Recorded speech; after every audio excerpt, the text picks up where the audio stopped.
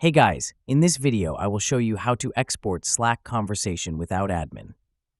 Alright, so let's begin with the video. First, start by navigating to the Slack website and logging into your account.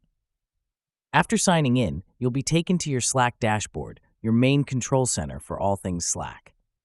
From here, look towards the top left corner of the screen and click on your workspace name. This will open a drop-down menu filled with helpful options. Next, choose Tools and Settings.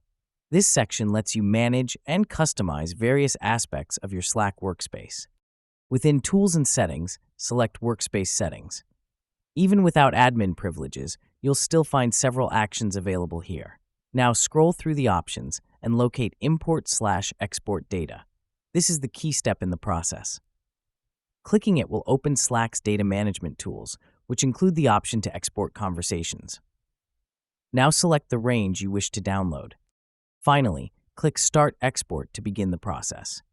Slack will then compile your conversation data and prepare it for download, allowing you to save or use it as needed. And that's it. So that is how you can export Slack conversation without admin. So that's all for this video. Thanks.